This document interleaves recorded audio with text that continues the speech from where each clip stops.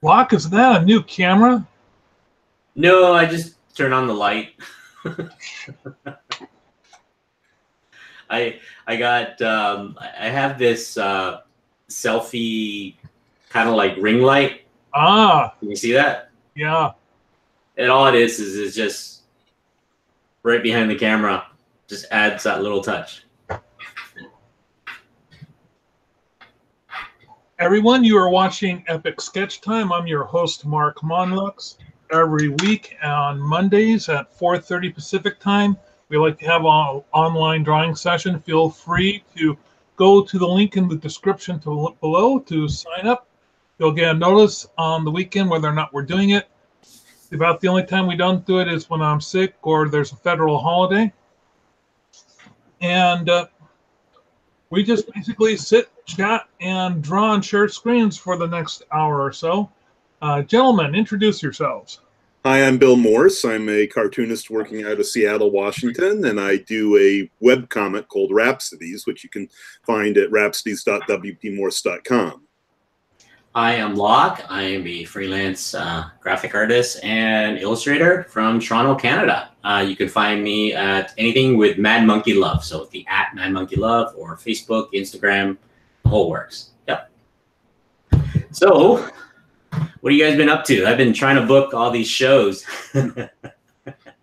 I try to book the shows almost as soon as they become open, but last week I did, or was it 2 weeks ago, Bill, when we did the graphic Instagram for graphic artists seminar. Yeah.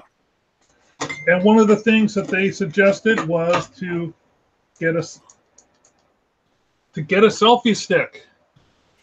So I went out and I got a selfie stick, and it was part of this $18 kit. I'll see what I can do about putting the link in below. Okay. And with the selfie stick comes this little tripod that you can also mount your camera on by itself or onto the end of the stick and keep it on. Stop. I didn't realize that selfie sticks had a little remote. The Bluetooth button to get things going. That make it easier considering how tedious the timer can be. And like Locke said, it also comes with this Light ring. Nice. And this one's got 3 levels of brightness. So let's see how this makes me look. This is first level of brightness. Get it out of my eyes. Second level. Third level. So I would say that these things, I don't even know where to put this on. You can just mount it on top of the laptop or the corner or something like that. Yeah, well, this is my main monitor. Right. I'll try that. It's not going to fit. Yeah. You'll have to deal with my pastiness. Boy, that turns on really easy. Anyway, for less than $20. Oh, that's pretty nifty.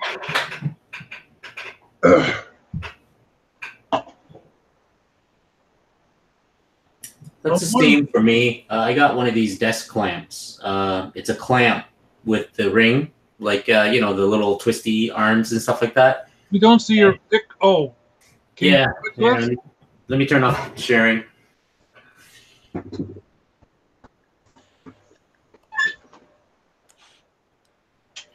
Let me turn off screen sharing.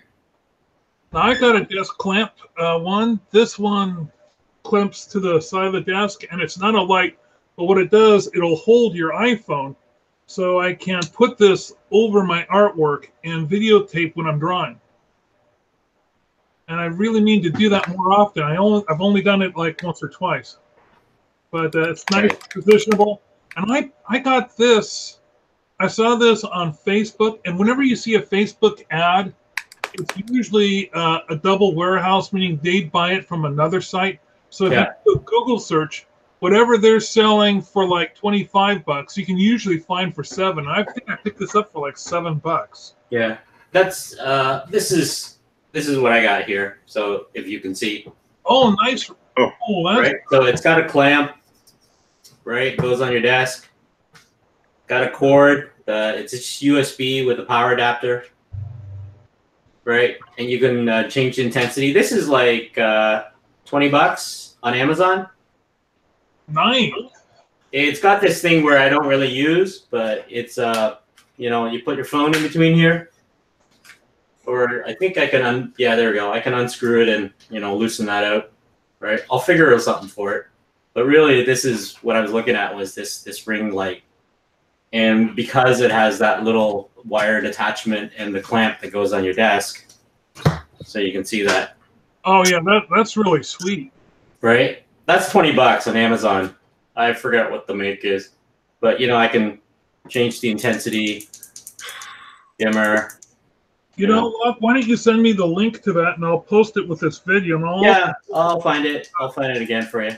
I'll find the link to this. And if anyone out there is listening, if you want to find out about, I kept some notes on the event, and I posted them on my Instagram. So if you go to Mark Monlux, see what a clever Instagram that is, you'll find them. Just do a hashtag search for sketch notes.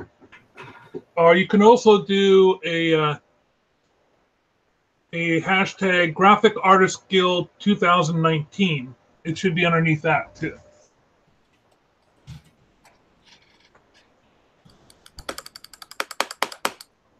So, Locke, what are you working on today? I need to. I'm working on a couple paintings. This one I'm getting ready for Anime North. That's happening in a month or two. It's 2 months actually. I think March or April. So it's another character, their character, but you know, holding a beaver, teddy bear, or something like that, carrying a backpack. Very anime-ish. So you know, that's what I'm working on. It's gonna be a while, maybe a couple days to paint this, because I'm trying to give it a look that I did last time. I'm trying to remember. What did I do last time? Is that the hair highlight going around the crown on a separate layer, or everything's on a? If you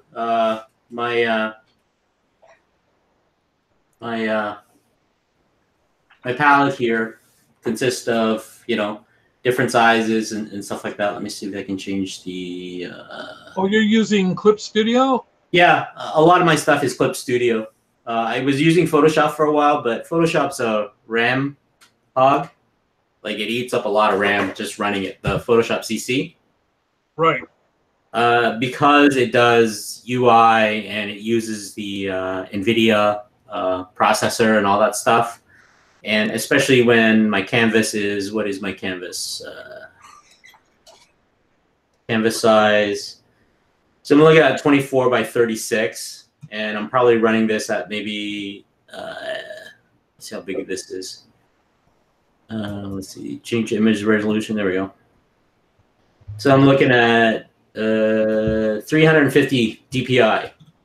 So the file gets really big afterwards, especially when I'm breaking down the layers. You can see all my layers, elements that, especially, let's see if I can find the hair. Here we go. So this is the hair. So this here is part of the hair.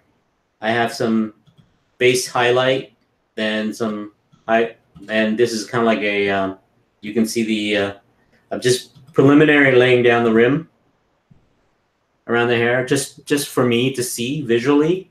Then I go on from there and I just start, you know, painting and adding detail, maybe add a couple streaks and so forth into the area. So what I do with a lot of this is, you can see that's the hair itself. Turn off my red line. So that's just the base color. Then from there, I create a new layer. It's called a reference layer. So this is my base layer, and I create another layer, and I press this little, looks like a flying saucer button right here. And it's just like a mask. It's a quick mask. Reference the layer below. And what I can do is just paint within that area. So an example of that is if I do a little bit orange here, you can see if I try to paint outside that, it doesn't do anything. Oh. Right? So I can do that kind of stuff on that layer. I don't believe I've come across that one yet. It's doing like a quick mask. Right. I've been doing them manually, but obviously this is it's a lot faster when it comes down to doing something like this. So normally what I can do is, an example, if let's see, I'll just create a new layer. And let's say I want to paint her eyes, right? So I'll just pick a brush size and I'll just do, let's say, she's red hair. So let's say I'm going to paint that's her eyes. Something like this, right?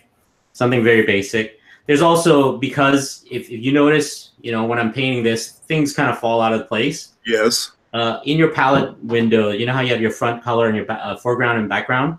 Underneath, there's this little checker one here. I don't know if you can see, right in the corner here, right here. There's a little checker. That's just basically, it's kind of like a transparent without actually hitting the eraser. And you just hit that back, right? So yeah, right here in the corner where my palette is, right? So that's the same. So I picked that color. So normally what I do is if I just want to paint within this layer, you can actually go and there's this little lock transparency in the layer palette. See that? That's, if you do that, you can just paint within that space, right? But if you're not sure because you're painting on that layer, right? I'm just using this as my background, my base color, right? Like my flat.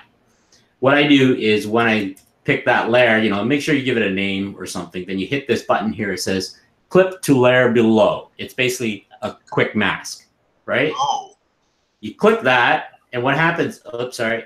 What you do is you create a new layer, right? So that's I'll just call it eyes, right? So that's my layer eyes. And this layer here is a brand new layer on top. Normally what happens is if I paint, see, that's what happens, right? So what you do is you click this button here. It says clip to layer below. Clicking on that, it becomes this little pink thing that pushes aside. It's like a quick mask. And now I can just, right? So I can do this kind of stuff. Then what happens is with that layer, I can actually go in and do my blending. If I want to do like a multiply, right? It becomes a multiply or a color burn or, a color dodge. Those kind of things. See, you can see, like I did a color dodge here, and you can see it's a little more of a glow. Then, I can do other color highlights on top, whatever I need to do, right? So I can just pretty much, if I do that, then I say, well, create another layer. Oops.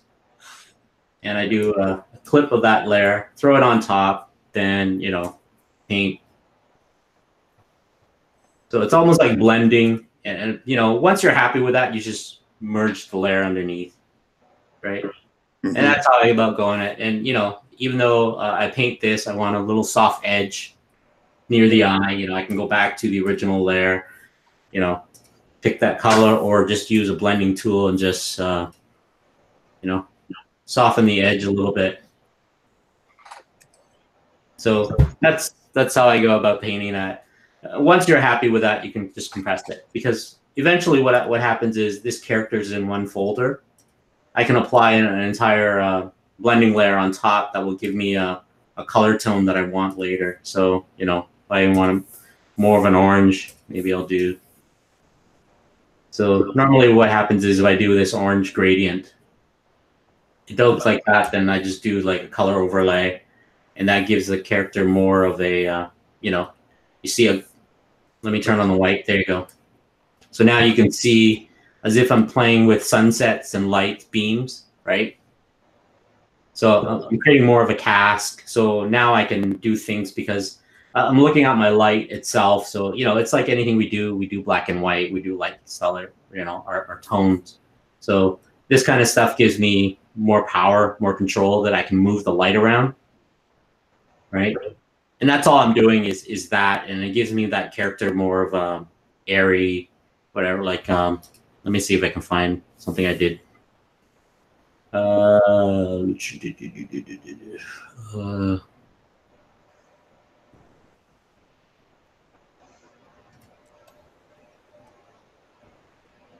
I can call this up. That is the original one.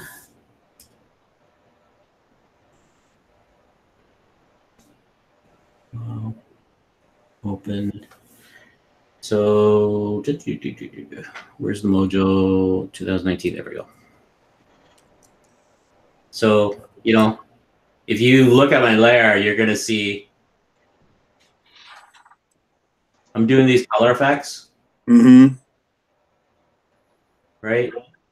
That's what I'm doing, a lot of it, and a lot of these are, you know, so I give it that little bit of effect, and it gives it more of a, you know, when I print it, that's what I'm waiting for, is these prints, right?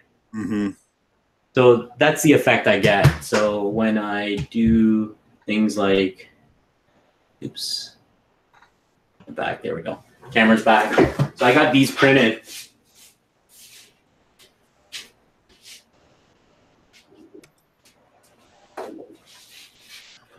Oh, she looks wonderful. Yeah, you know, there we go. So a lot of it is a lot of dodge, a lot of light effects, right? Mm-hmm. So that's what I'm looking at. You know, these are really good quality cardstock. So yeah, that's I'm doing a next weekend is a like a Stanley tribute kind of thing. Nice. So here's right there. You're looking at that. Yeah. Right? Oh, nice. Yeah. So I did about 100 of these. Probably going to number them. Limited edition. So this is for the Stanley tribute at the, I think, the Ontario Science Center next weekend. So yeah. You think you'll sell all of them? I don't know.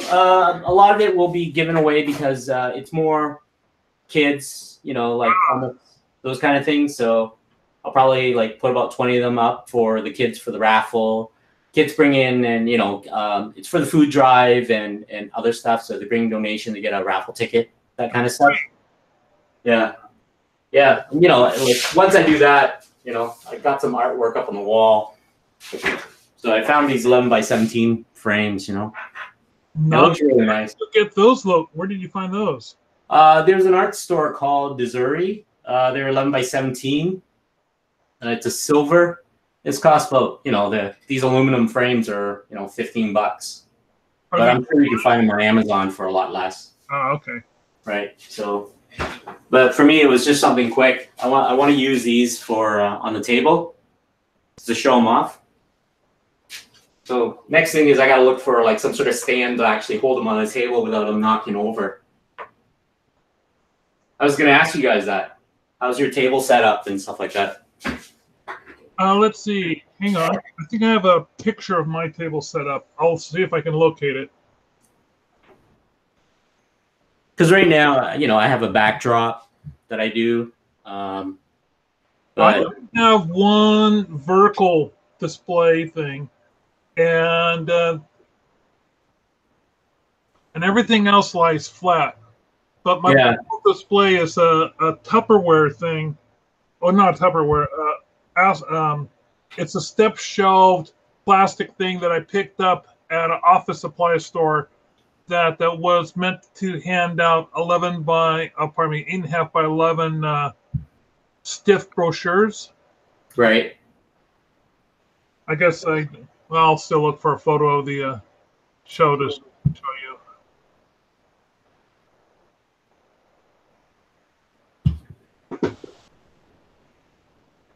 So this is like my backdrop, right? So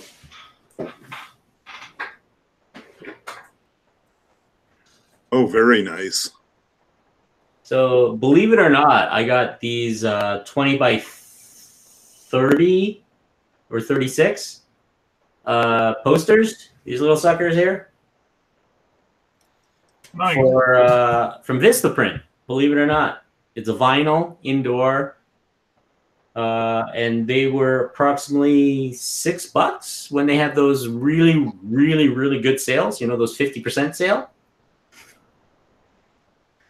So I started printing my stuff on it and putting a lot of branding on it, right?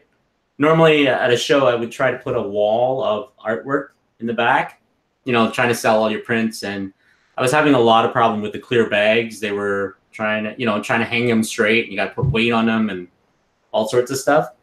So I decided just to fold that up and just say, you know what, I'm just going to do a couple large pieces just to drag attention, and I'll have a portfolio on the desk, on the table, just to show off stuff. 11 by 17 portfolio, 8.5 by 11. So that's my gig for this year. That's pretty much what my setup is. And the banners, I can flip them around. There's other artworks on the outside and the inside and all that stuff too. So.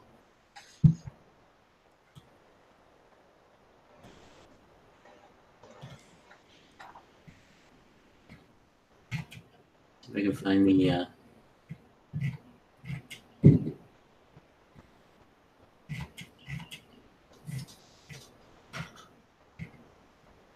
then I'm waiting for my books. Okay, if you look at my screen, here's my typical setup. Oh yeah, okay. I've changed things significantly. I mean, usually I have my banner and I hang my t-shirts off the banners on either side. Right. Then you can just see off to the right-hand side, this little edge thing right here next to that yellow tape. That's my upright display where I have the books. Right. And then right here where I have this blue shirt and these, this was before I had my cards ready. That's where I now have like a 11 by 17 flip binder, portfolio binder for people to flip through stuff. Okay.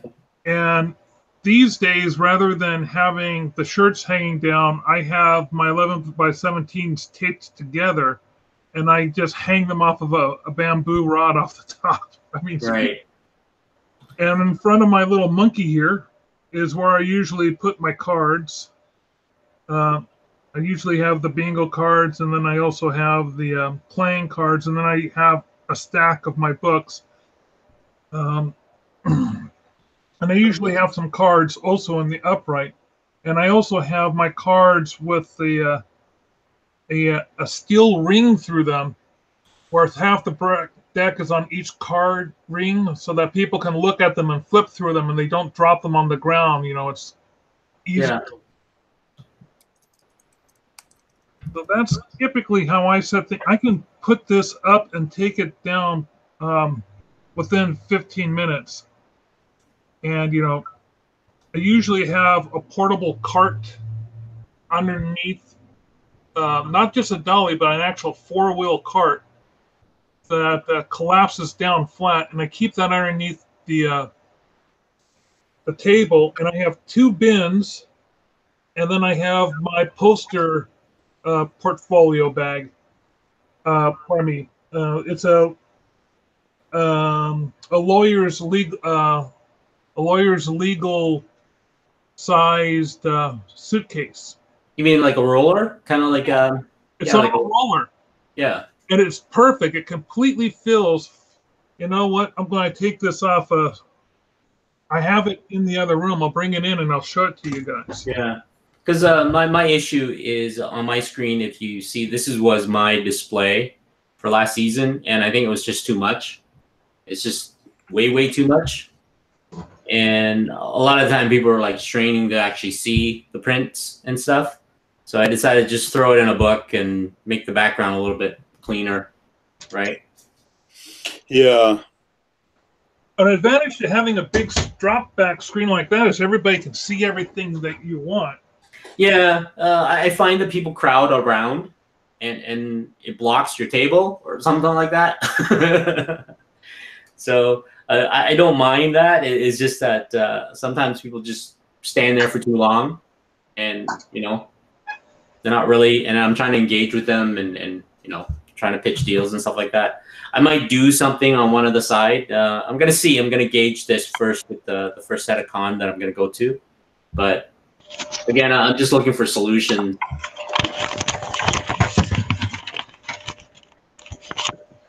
Okay, I'm going to show you guys this. I'm going to stop presenting.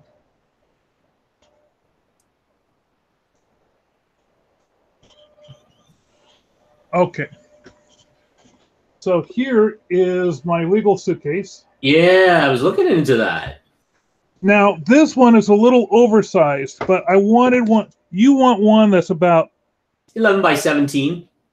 Well, a lot of them will say 11 by 17, but what you really want is 13 by 19 or something. Yeah, something that's about 18 so that you have room to put things in. Because what Right. often happens is this comes that far in on the edge underneath here. Right. And another problem is this one is just a little bit too big to be a carry-on. Right. But I don't care. I don't care about it being a carry-on. I mainly got this for the. Oh, hang on, cameras all over the place. I'm trying to figure out how to show you the inside of it.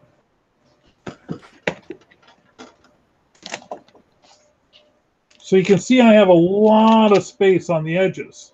Right. So it could be a little farther in, but some of these bags that say they're 17 inches, Right. they are not. And you end up with not being able to fit your stuff in here. Okay. So I got my bags. This is my fold-out banner. I mean, pardon me, my fold-out portfolio. I have another one that I keep in here of when I buy prints. People Right. say, hey, I don't have anything on the walls. And I pull this thing out and say, you need to buy one of these. Right. And Yeah, I got a couple of those. It's just right now I'm throwing in one of those Costco bins with the lids. The flap lid, right? Yeah. And I have them under the desk. The issue with that is I have them stacked the other way. So I was looking at maybe some sort of divider like what you're doing, so it's easier to find. Because right now, if to get Just to put it, I have these little Post-its on the edge. yeah, And they're labeled by poster. So I just go straight to that. yeah, I have some that are pre-bagged and already signed. So I can do a quick sale, just pull it right out. And then, and it's that fast. And the fact that it's got this handle and it's on wheels yeah. makes it's really sweet. Of course, this thing ran me just under $100. Yeah, I'm looking at Amazon, and in Canada it's about 160. 160 read. Yeah, it's not something that everybody buys a lot of, right? So I might have to run to one of those luggage places, or the like an Office Depot. Maybe I can find something like that. Take a print and go to Office Depot first. That's what I did. Yeah. And what I did was I located a brand that I liked, that I thought looked good. And when they didn't quite have the size, I then went online and looked for it. And I looked for a review that had a comment by other comic book artists doing conventions saying, this is the bag. Right.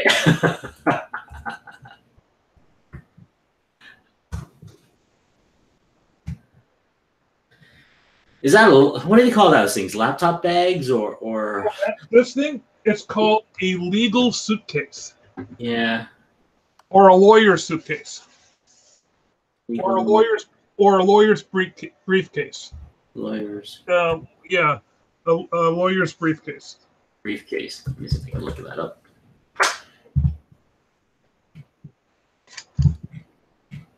My wife used them all the time for government work.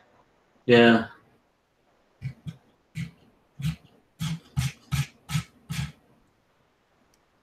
Yeah, I'm getting more of a leather case for $300 and something.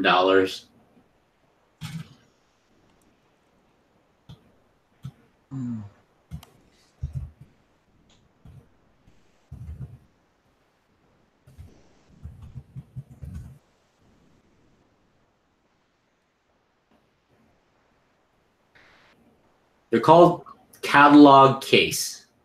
Oh, there you go. That's perfect.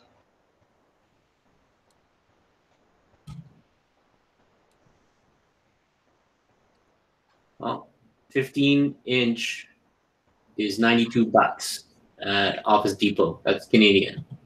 Yeah, what's the current exchange rate? For some reason, I always have the 75 stuck in my 75. It probably is 75 right now. The Canadian dollar is really low.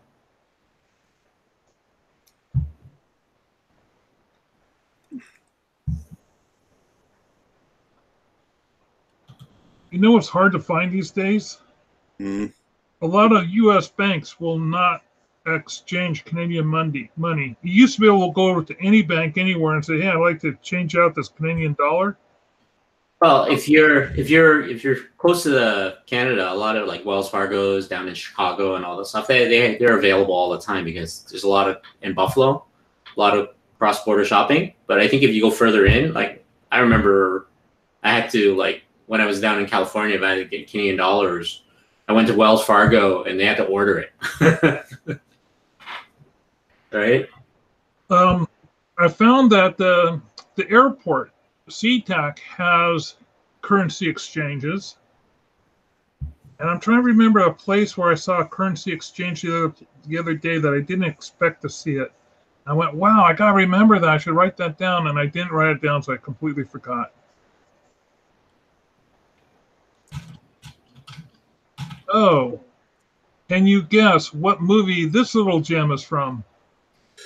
Yes. Oh, wait a minute. I can, but I'm blanking on the name. It's the one with the alcohol clause. That's right. Flying saucers. Oh, you're trying so hard. Invasion of flying saucers, or. Oh, you're so close. I'm not even near it. I watched this turkey 2 Halloweens ago. The Invasion of the Saucermen. Ah. To give you an idea, Locke, of how big these heads are, yeah. A human head basically fits where this mouth and these noses are. I remember seeing something like this, though. That's the thing. And these aliens, if they jabbed you with their poisonous hands, their hands weren't really poisonous. They were just, their poison was basically alcohol. Yeah. So all these drunk teenagers were saying, dude, the Martians are coming. Or the equivalent. And of course, oh, this drunk delinquent teenager doesn't know what he's talking about. And their eyes have their hands have eyes on them. Because there's a scene where one of the hands gets chopped off and it's crawling around inside the car. Bill, can you remind me why exactly did these? Why did they try to invade the Earth that night? I don't think they ever actually said beyond the they're aliens, they are invaders shtick.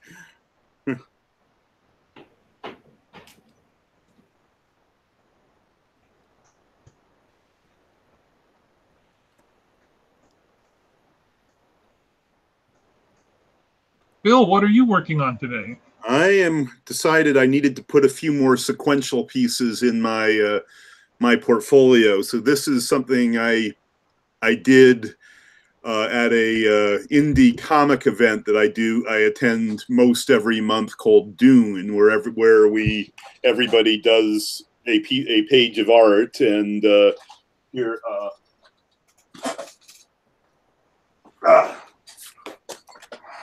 Where just a second, it's this little event hosted by Dave Lasky, who's a local cartoonist. Anyway, he does. Everybody does a page, and then you put down $5, and for your $5, you get your the whole kitty pays for this little indie comic called Dune, and everybody who participated gets a page. Are those still available elsewhere, or is it only to the members? I believe it's only to the members, though they have lots of events, and it's every third Tuesday if anybody is in the U district. We call those zines up here. Hmm? We call those zines. Didn't I say it was a zine? You said well, it's comic, I guess. Or Okay. maybe you did mention zine. Okay. So anyway, this is one that I did a couple of months ago, which Awesome. is called Alice's Testimony, which is redoing the trial scene from Alice in Wonderland as a Senate hearing. And I decided that doing a finished version of it might make for a good portfolio piece if I wanted to plug my comic chops a little bit more efficiently. And as you can see, my learning curve with Clip Studio Paint is coming along nicely. Yes, I especially like the frame function, though I still am not entirely in love with the text tools. Well, I was about to say your framing looks great. Yeah. That's one of the big selling points for Clip Studio.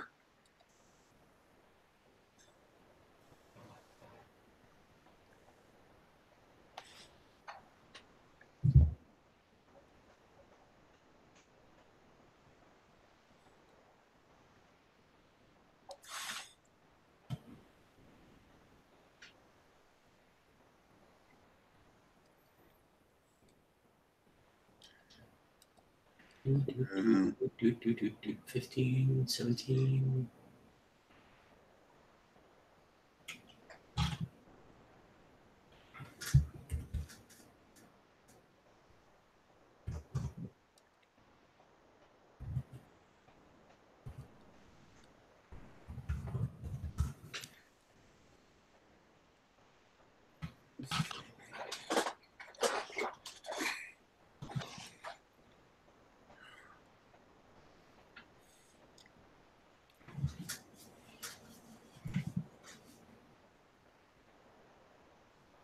So every year I watch the Super Bowls. The one time I watch football. Uh-huh. Really less about watching the football game and more about watching the commercials. Oh, definitely. So I'm kind of curious. There were two commercials that made me and my wife laugh out loud. I'm trying to remember what they were. Both of them had kind of like surprise endings.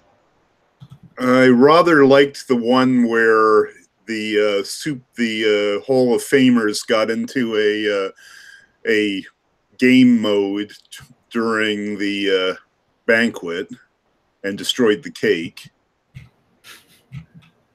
And I don't think it counted as a Super Bowl commercial since it was right before the game, but the Coca-Cola commercial was interesting simply because of the animation style. I definitely want to look up that studio when I have the time.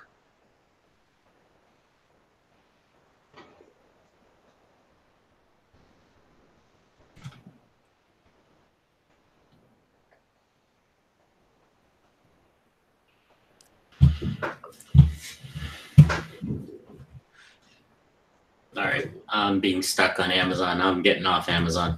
It's a big black hole of just dragging my ass in there. I'm looking at all the roller cases and every one of them is 17 inches, but then I'm looking at the dimension on the inside and like, it's a little tight. So if I had to do it again, I'd probably get one that's smaller in the inside dimension. Right. Because I'm finding that the 2 inches of extra room is a bit much. And I don't like the fact that now I can't use it if I was traveling. I'd have to check it. But, you know, I'd probably check it anyway. I'm beginning to be a big fan of checked luggage. But the problem with checked luggage is maybe it won't get there, you know. When I travel for business, I always did take on because I couldn't risk not having my stuff with me. So, Locke, what shows have you signed yourself up for? A lot of it's mostly local. I'm trying to stay within the you know, the Southern Ontario area. One of those, the biggest one so far I can get in right now is what they call the Niagara Falls Comic-Con, right around, right at the border of the U.S., right there in Niagara Falls. Mm-hmm. And that's one of the big ones. The other one I was trying to get into was what we call the Fan Expo. I kind of missed the deadline for another one that's happening in March called the Toronto Comic-Con. And that's a pretty big one, but Fan Expo is equivalent to like the San Diego Comic-Con. It's not that big, but at least, you're looking at, 20,000 maybe people showing up for that one. Then we have the other big cities like Ottawa, Montreal, Vancouver. I'm not confident enough yet to, go that far. Oh, dude, your stuff is fantastic. You wouldn't have no problems. It depends on the audience, right? I do these anime painting because I can do them. It's just that I'm not a big fan of them. I prefer superheroes, horror, sci-fi kind of, animes is something that I can paint like what I'm doing now because, it's a piece I need to do for Anime Expo.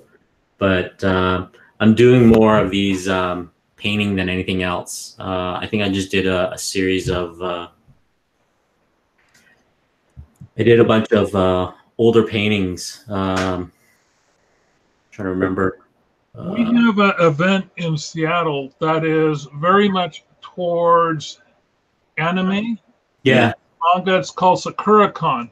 Yeah, I've heard about it. It's a big deal. My daughter wants to do those.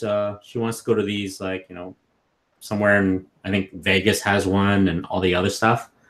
And say, well, we'll do Anime North because, your dad can get you in for free. And what I do is I just let them loose. They have their own money allowance and they can, she's experienced enough where she's at these shows and she knows how to talk to the vendors and get a deal. I'll, wait till the end of the day. Because they don't want to pack their stuff and bring it home. So those kind of things, right? So she's a veteran enough where I dragged her for all last year, just going from one show to another where she's just pretty much bored. You see the same vendor, right? At first, when you go to these one big show a year, you only see them once. But if your dad works at the con or something, you see them, oh, okay, you know them, all this other stuff. Yeah, my nephew, when he was about 12 or so, said, hey, you want to go to a comic book convention with me? And he says, yeah, that'll be great. Yeah. And then halfway through the day, he's done. Yeah.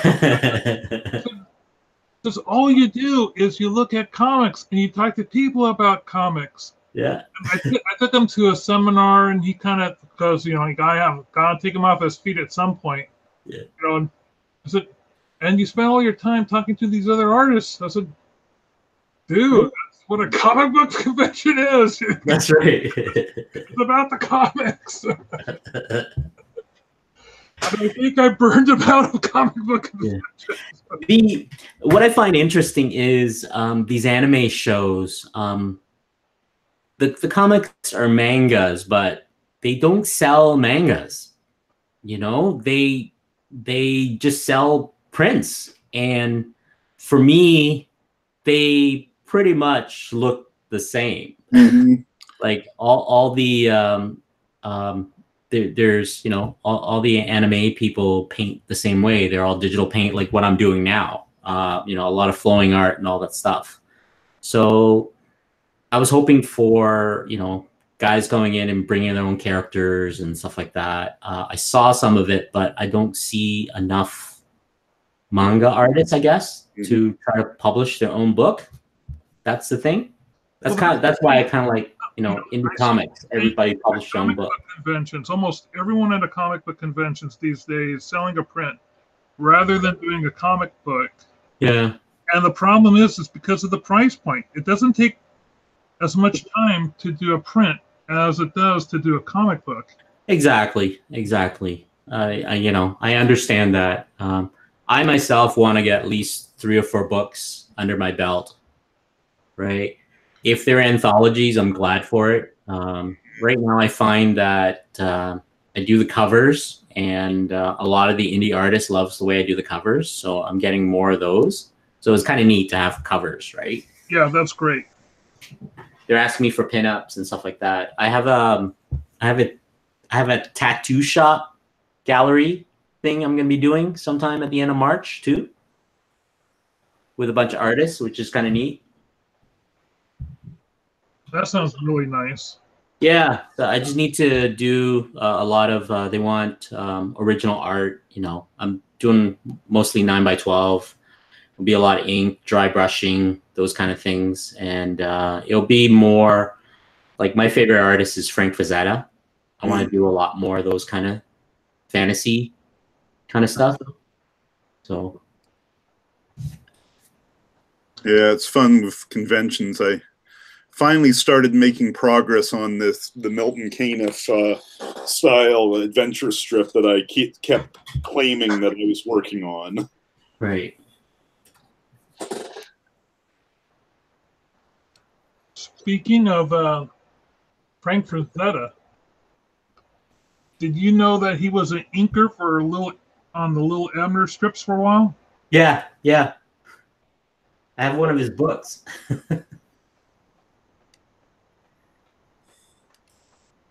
Did you ever see a picture of what his studio looked like? I'm looking for my book where I had an art book that was a lot of his compilation of his prints, and it showed some of his oil painting, which I love. I mean, just love. Right? I just got to figure out where to put them.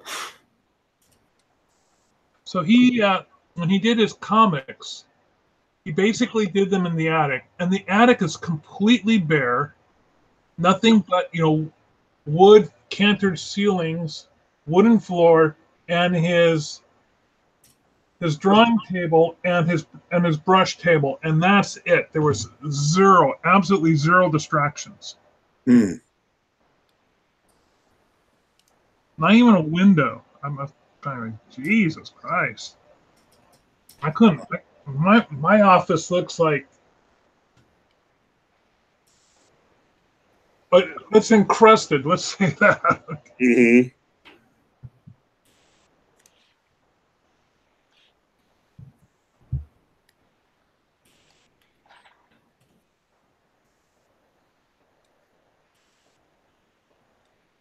So last week, Bill, we were talking about pruning down things and getting rid of stuff. I managed to get rid of another box. Oh, is this the leftovers from the Dan project? No, this is stuff from my closet. I got the Dan project was a friend of ours, Dan Ballard, had the archives for a group called the SPJ, and when he unexpectedly died last month, I inherited all those from his family, and I was successful in getting those accepted into a local library's archives. Ooh, nice. So yeah, I went in there for about a day and helped them sort through. I would say we got rid of about 20% of redundant material. And Dan had duplicate newsletters and things. But this group went back to 1955 and had been around all these decades. And I'm so glad his parents did that, because if they hadn't, the whole history would have been just lost. I'm really glad that the library took the stuff. But no, it kind of got me into a cleaning mode, thinking of the horror that would await my wife or anybody else should I die unexpectedly tomorrow. And then I realized there's a lot of stuff that if I found it in the closet and it belonged to a stranger, I would probably toss it. So maybe if I went into my closet with that mentality, I could clean it out a little bit more. So at one point, I was using couriers a lot for shipping, back before there was the internet and all that.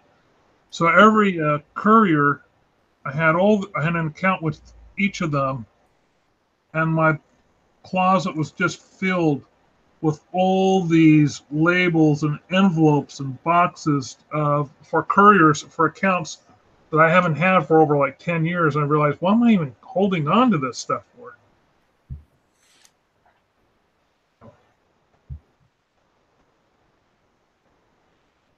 Well, if I die suddenly, I just got to make sure my brother comes over and delete my browser history. You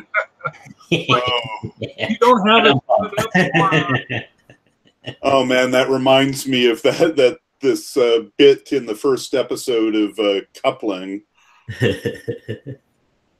where Jeff and Steve and Jeff had this arrangement that if one of them died, the other one would rush to the house and get their collection before anybody else could find it. Have you seen the series Coupling? Locke? No. Oh, Coupling is hilarious. It's a really funny Britcom. Yes, imagine Friends if the characters were intelligent. Yeah. I wouldn't say it was, I liked Friends, but they're a little bit more risque, I would say, than Yeah, British humor, right? yes, British humor. And you will recognize a couple of the actors and actresses. Where did one of the actresses go? Well, the actor who plays Steve is probably better known as the Norrington in the Pirates of the Caribbean series.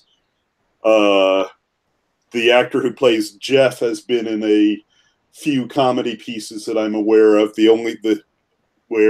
he was very well cast in that Discworld show, Going Postal. The actress who played Jane, I've only seen her once, where she played the wife in the Jekyll miniseries. And the actress who plays Susan, I've seen her in a lot of comedy shows.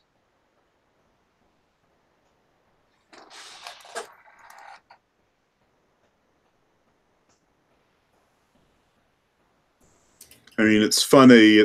I had trouble taking the Norrington seriously in Pirates of the Caribbean because I always imagined him being submissive to Susan. Though, admittedly, that's completely that I completely got over it when I realized that he was the protagonist in the vampire thriller Ultraviolet, where he's wonderfully paranoid and damaged.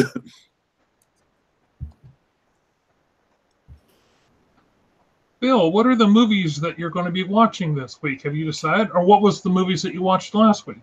What I am currently watching is going under the label neo-noir, and so last night I watched Chinatown, and tonight I am watching one called Hammett.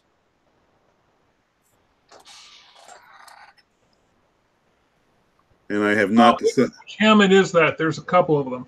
This is the one where he's pretty much living his. This is the one where he's a detective. Oh no, I mean there's what I meant to say is what year is this movie? Oh, let's see. I think it's relatively recent.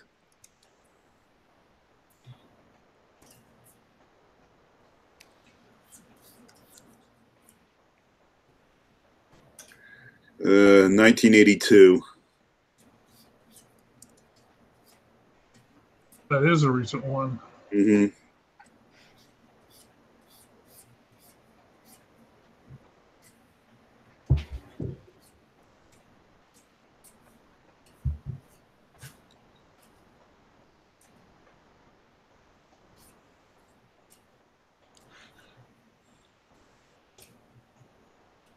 And do you have any plans for what you're going to be watching this week? Nothing yet. thinking of trying to think of another subgenre of sci-fi I haven't touched. Either that or do comedy again. Another one that I was seriously considering was lesser known Cinderella typed films, which I was sort of inspired to do once I happened to stumble over a review of Donkey Skin. I don't even think I've heard about Donkey Skin. It's a French version of that, the what I believe is a Grimm story of that name. It's technically not part of the Cinderella trope, and it's if you know your folklore, it's listed separately in Stiff Thompson, but it's pretty much it's essentially. Did you watched Henson's Storyteller? Didn't you ever? No, I never did. Oh, I love that. I love that sort of series. They did a version of that in the story of this story in the Storyteller, with the one where she has three different, where she's running away from home because the king, her father, accidentally made a pact that he'd marry the first woman he sees, and it turns out to be her. And so, based on that, was looking for another Cinderella film besides the obvious ones.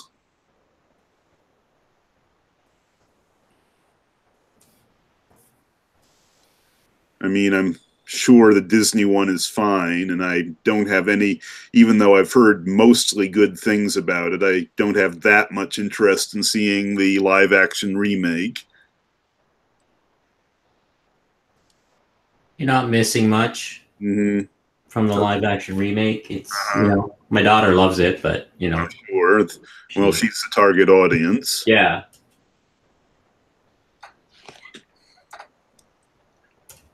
Because a lot of these movies, it's getting to the point where if I so much as hear the soundtrack, I decide not to see it.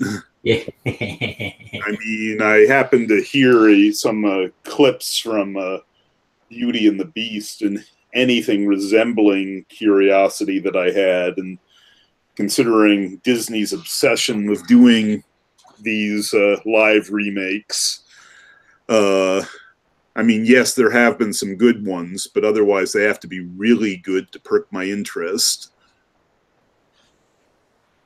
And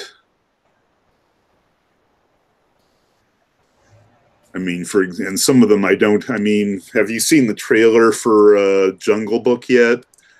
I'm not sure what I think of that. Talking about the Maui one, or? Oh, that's sorry, the Netflix one. Not Jungle Book. I mean the Lion King. The Jungle Book one was actually relatively good. Oh, I have seen a few clips of the live-action one for the Jungle Book, but isn't that just more CGI? Yes, it is.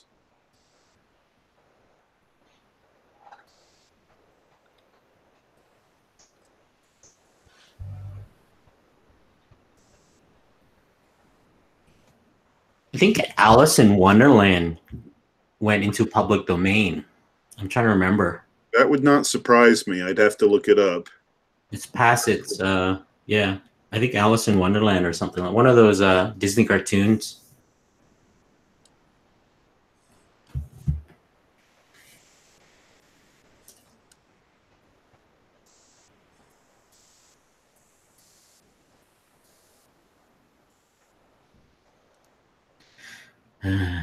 Yeah, but